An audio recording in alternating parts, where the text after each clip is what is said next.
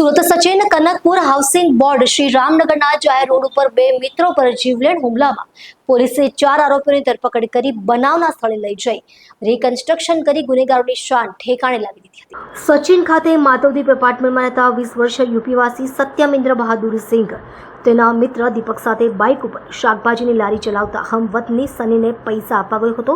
દરમિયાન Kanakpur housing board Shri Ramnagar પાસે સની અને દીપક સાથે ઝઘડો થતા સત્યમ સિંઘ દ્વારા જૂના ઝઘડાની અદાવત રાખી દરમિયાનગીરી કરવામાં આવી હતી, જેથી ઝઘડો વકરતા બંને પક્ષ દ્વારા સામસામે મારામારી અને ચપ્પુ વડે હુમલો કરવામાં આવ્યો હતો, જેના પગલે સત્યમ સિંઘને માથા, પીઠ અને ગુદાના ભાગે જ્યારે સનીને ડાબા હાથની કોણીના ભાગે ઈજા પહોંચી હતી।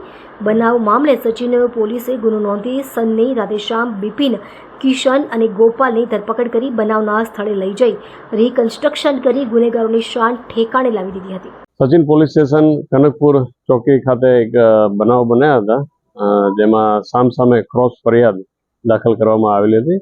જેમાં બે ગ્રુપ હતા યંગસ્ટરના અને સામસામે છુરાબાજીના બનાવ બનેલા હતા।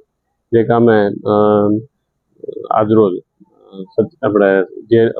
સચિન પોલીસ સ્ટેશનના કનકપુર ચોકીના તપાસ અધિકારી સિંઘ સાહેબ અને બીજા સ્ટાફ સાથે સ્થળ ઉપર આવી રિકન્સ્ટ્રક્શન પંચનામું અત્યારે હાલમાં તજવીજ હાથ ધરવામાં આવેલી છે, જેના કામે સ્થળ ઉપરથી વિશેષ પુરાવા મેળવી ગુનાના કામે પુરાવા સંદર્ભે રાખવાના હોય, જેથી આજરોજ અત્યારે જે બનાવ સ્થળ છે ત્યાં ટીમ સાથે આવેલા છે અને આજે બનાવ બનેલા હતા એ અનુસંધાને અત્યારે પુરાવા મેળવવાની કામગીરી ચાલુ છે।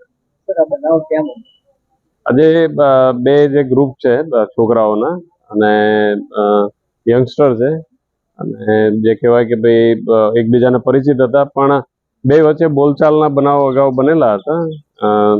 જે દિવસે બનાવ બન્યા એમાં તો સામસામે આવી જતા ઉગ્રતામાં આ રીતનો અહીંયા બનાવ બનેલો છે।